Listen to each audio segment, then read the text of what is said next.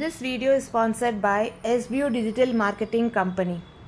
So SBO Digital Marketing Company வந்து பார்த்தீங்கன்னா திருவண்ணாமலையில் இருக்காங்க கம்பெனி அண்ட் 2018ல் எஸ்டிமேட் பண்ணியிருக்காங்க. ஸோ இங்கே வந்து பார்த்தீங்கன்னா உங்களுக்கு வந்து டிஜிட்டல் மார்க்கெட்டிங் கோர்ஸ் அவங்க ப்ரொவைட் பண்ணுறாங்க அண்ட் நமக்கு வந்து இன்கமும் நம்ம ஒர்க் பண்ணால் நமக்கு இன்கமும் கிடைக்கிது. ஸோ நம்ம வந்து 2-in-1 நம்ம வந்து கற்றுக்கவும் செய்யலாம் அண்ட் நம்ம சம்பாதிக்கவும் செய்யலாம், லேர்ன் அண்ட் ஏர்ன் அப்படின்ற ஒரு கான்செப்டில். ஸோ இங்கே நிறையா விதமான ஒரு 4 to 5 types of incomes provide பண்ணுறாங்க அண்ட் இங்கே வந்து பார்த்திங்கன்னா நமக்கு வந்து ஒரு கஸ்டமர் கேர் சப்போர்ட் இருக்குது. ஸோ 12/7 நம்ம வந்து ஆல் ரீஜனல் லாங்குவேஜஸில் நம்ம வந்து அவைலபிளாக இருக்காங்க. நமக்கு என்ன டவுட்டாக இருந்தாலும் அவங்க கிளாரிஃபை பண்ணுவாங்க.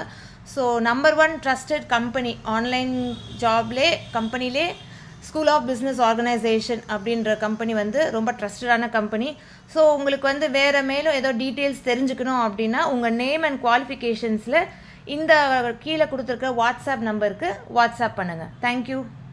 ஸ்கிப் பண்ணாதீங்க, பெரிய தப்பு. தினம் 300 ரூபாய் சம்பாதிக்க அரிய வாய்ப்பு. இன்ஸ்டாகிராம், ஃபேஸ்புக் பயன்படுத்த தெரிந்தால் போதும். Content post and content publishing மூலமா தினம் 300 ரூபாய் சம்பாதிக்கலாம். இந்த வேலை செய்ய 5 நிமிடம் போதும். Work training support, group communication support, all language customer live chat support, முக்கியமா சொந்தமா ஒரு பிசினஸ் ஸ்டார்ட் பண்ற அளவுக்கு உங்களால கற்றுக்கொள்ளவும் முடியும், சம்பாதிக்கவும் முடியும். இந்த வேலை வாய்ப்பு வழங்குவது 5 வருடத்திற்கு மேல ரன் ஆகிட்டு இருக்க நம்ம தமிழ்நாட்டு company school of business organisation private limited. மேலும் விவரங்களுக்கு டிஸ்கிரிப்ஷன்ல கொடுத்திருக்க நம்பருக்கு வாட்ஸ்அப் பண்ணுங்க. இன்றைக்கி என்ன ரெசிபி அப்படின்னு பார்த்தீங்கன்னா வெஜிடபிள்ஸ்லாம் சேர்ந்தாக்கில் ஒரு குருமா குழம்பு. இது இட்லி தோசைக்கெலாம் சூப்பராக இருக்கும், சாதத்துக்கு ரொம்ப நல்லா இருக்குங்க. இது எப்படி செய்யலாம் அப்படின்னு பார்க்கலாம்.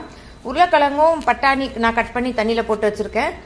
பீன்ஸு, கேரட்டு, உங்களுக்கு வேறு என்ன வெஜிடபிள்ஸ் வேணுமோ நீங்கள் ஆட் பண்ணிக்கலாம். பட்டர் பீன்ஸ் ஆட் பண்ணிக்கலாம், காலிஃப்ளவர் எதுவும் ஆட் பண்ணிக்கலாம். தேங்காய் வந்து அரைக்கிறதுக்கு நான் வச்சுருக்கேன் 4-5 பீஸு. பெரிய வெங்காயம் நீல வாக்கில் கட் பண்ணி 2 வெங்காயம், தக்காளி பழம் ஒரு 2 பழம் கட் பண்ணி வச்சுருக்கேன் நீல வாக்கில். அரைக்கிறதுக்கு வந்து பூண்டு, இஞ்சி, பச்சை மிளகாய் காரத்துக்கு ஏற்ற மாதிரி சோம்பு, இதெல்லாம் வந்து வதக்கி அரைக்கிறது.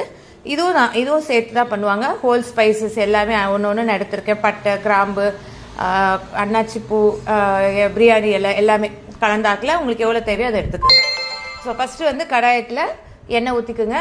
எண்ணெய் வந்து கொஞ்சம் காஞ்ச உடனே ஃபஸ்ட்டு வந்து நான் பெரிய வெங்காயத்தை முதல்ல ஆட் பண்ணுறேன். பெரிய வெங்காயம் ஃபஸ்ட்டு சேர்த்துருங்க. அது கொஞ்சம் லைட்டாக கண்ணாடி மாதிரி லைட்டாக வரும்போது மற்றது எல்லாத்தையுமே ஆட் பண்ணுங்கள். பச்சை மிளகாய், இஞ்சி, பூண்டு, சோம்பு இது எல்லாமே அதில் சேர்த்து ஆட் பண்ணிவிடுங்க. ஆட் பண்ணிவிட்டு மீடியம் ஃப்ளேமில் வச்சு நல்லா வதக்குங்க. உப்பு கொஞ்சம் தேவையான அளவு போட்டுக்குங்க. வெங்காயம் வந்து சீக்கிரம் வதங்கிடும். ஸோ உப்பு சேர்த்துருங்க. உப்பு சேர்த்துட்டு நல்லா கொஞ்சம் வதக்குங்க. நல்லா வதங்கினா தான் வந்து குருமாவுக்கு நல்லாயிருக்கும் டேஸ்ட்டு. ஏன்னா நம்ம வந்து விசில் தான் வைக்க போகிறோம், வச்சுட்டு அவ்வளோதான். ஏன்னா நம்ம இது வேறு எந்த ப்ராசஸும் கிடையாது. அதனால் நல்லா வதக்கிடுங்க. எந்த ஒரு பச்சை வாசனும் இல்லாத மாதிரி நல்லா வதக்கிடுங்க. உப்பு கொஞ்சம் தேவைக்கு போட்டுருங்க. நல்லா வெங்காயம் நல்லா சீக்கிரம் வதங்கிடும். ஸோ இது நல்லா வதங்கிட்டு இருக்கும் போது அடுத்தது வந்து தக்காளியை சேர்த்துருங்க. ஸோ தக்காளி சேர்த்து அதுவும் நல்லா ஸ்மாஷ் ஆகிறதுக்கு நீங்கள் மூடி போட்டு கூட வச்சிங்கன்னா கூட சீக்கிரம் வெந்துடும். இல்லை மீடியம் ஃப்ளேமில் வச்சு கூட நல்லா நீங்கள் வதக்கிடுங்க. ஸோ நல்லா பேஸ்ட்டாக வதங்கணும். ஸோ இதெல்லாம் வதங்கின பிறகு இது ஒரு பிளேட்டில் ஆற வச்சுருங்க. இவ்வளோ தான், இந்த மசாலா தான் நம்ம குருமாக்கு. ஒரு பக்கம் தேங்காய் நம்ம கட் பண்ணி வச்சுருக்கோம், அது ஒரு பக்கம். இந்த காய் எல்லாமே நான் குக்கரில் போட்டுட்டேன். ஏன்னா இது வந்து குக்கரில் வச்சு விசில் வைக்கிறதா, வேறு எந்த ப்ராசஸும் கிடையாது. ஸோ எல்லா காயும் உள்ளே சேர்த்துட்டு தேங்காய் வந்து குட்டி குட்டி பீஸாக நம்ம கட் பண்ணி ஃபஸ்ட்டு தேங்காய் வந்து ஒரு பேஸ்ட் ஆக்கிடுவோம். அதுக்கப்புறம் தான் வதக்கினதை நம்ம ஆட் பண்ணோம். ஸோ தேங்காய் பேஸ்ட் ரெடி ஆயிடுச்சு. ஸோ இதை வந்து அந்த குக்கரில் ட்ரான்ஸ்ஃபர் பண்ணிடுறேன். அடுத்தது அந்த வதக்கின வெங்காய தக்காளி இருக்கு இல்லையா, இதை நம்ம வந்து ட்ரான்ஸ்ஃபர் பண்ணி இதுவும் தேவை அளவுக்கு தண்ணி ஊற்றி நல்லா ஃபைன் பேஸ்ட்டாக அரைச்சிருங்க. ஏன்னா தேங்காய் ஃபஸ்ட்டு அரைக்கணும்னா தேங்காய் எல்லாம் சேர்த்து அரைச்சிடும், தேங்காய் பீஸ் எல்லாம் நல்ல இருக்கும், அது அரைப்படாது. அதனால தான் ஃபஸ்ட்டு தேங்காய் அரைச்சி பேஸ்ட்டாக போட்டுட்டு அதுக்கப்புறம் இதை நம்ம அரைக்கணும். ஸோ இது அரைச்சிட்டு இதையும் ட்ரான்ஸ்ஃபர் பண்ணிவிட்டு ஜாரில் கழுவி தண்ணி எல்லாம் வாஷ் பண்ணி தேவையான அளவு தண்ணி சேர்த்துருங்க. பச்சை மிளகாவும் போட்டிருக்கோம், இஞ்சியும் போட்டிருக்கோம். ஸோ காரமாக இருக்கும். அதனால் மிளகாத்தூள் வந்து கொஞ்சம் பார்த்து போடுங்க. ஒரு ஸ்பூன் இல்லைன்னா 1.25 ஸ்பூன் போதும் மிளகாத்தூள். அப்புறமா கூட தேவைப்பட்டுச்சுன்னா கூட நம்ம எல்லாம் மிக்ஸ் பண்ணி நீங்கள் டேஸ்ட் பண்ணி பார்த்தீங்கன்னா காரம் கம்மியாக இருந்துச்சுன்னா ஆட் பண்ணிக்கலாம். நிறையா ஃபஸ்ட்டு ஆட் பண்ணிடாதீங்க. அதே மாதிரி மல்லித்தூளும் தேவையான அளவு ஆட் பண்ணிக்கோங்க. ரொம்பலாம் நிறையா வேண்டாம், சும்மா கொஞ்சம். இது வந்து காரக்குழம்பு மாதிரி நம்ம ரேஷியோ அதிகமாகலாம் போட வேண்டாம். மல்லித்தூள் மிளகாத்தூள் இது நார்மலாக நம்ம வைக்கிற குருமாக்கு கொஞ்சம் எல்லாம் கம்மியாக தான் இருக்கணும், ஏன்னா ஸ்பைஸ் தான் இருக்கணும்.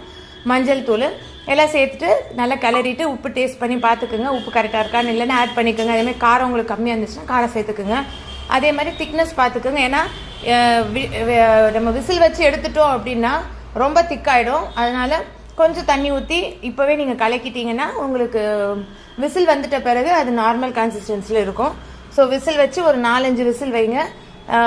பச்சை பட்டாணி கிடைக்கலன்னா நீங்கள் காஞ்ச பட்டாணி ஒரு நாள் முன்னாடி கூட ஊற வச்சு நீங்கள் யூஸ் பண்ணிக்கலாம். ஸோ பாருங்கள், அவ்வளோதான். ஓப்பன் பண்ணிவிட்டேன். எப்படி இருக்குது பாருங்கள், கலர்ஃபுல்லாக இந்த மாதிரி தான் இருக்கும் குருமா குழம்பு. இதுக்கு தாளிப்பெல்லாம் கிடையாது, ஏன்னா ஸ்டார்டிங்கே நம்ம எல்லாத்தையுமே வதக்கி அரைச்சி போட்டோம். ஸோ குருமா குழம்பு ரெடி ஆயிடுச்சு. இப்போ இதை நான் சாதத்துக்கு வச்சு நான் சாப்பிட போகிறேன். ஸோ சாதம் குருமா குழம்பு சூடாக வச்சு அதுக்கு சைட் டிஷ்ஷாக ஒரு அப்பளம் வச்சுருக்கேன். இதுக்கு நீங்கள் வத்தல் வைக்கலாம், அப்பளம் வச்சுக்கலாம், சிப்ஸ் வச்சுக்கலாம், பட்டாணி கூட்டு வச்சுக்கலாம், இந்த மாதிரி எது வேணாலும் வச்சுக்கலாம். ஸோ நல்லா நானும் எம்மியாக நானும் சாப்பிட்றேன். நீங்களும் ட்ரை பண்ணி பார்த்துட்டு உங்களுடைய ஃபீட்பேக்கை எனக்கு வீடியோவில் சொல்லுங்கள்.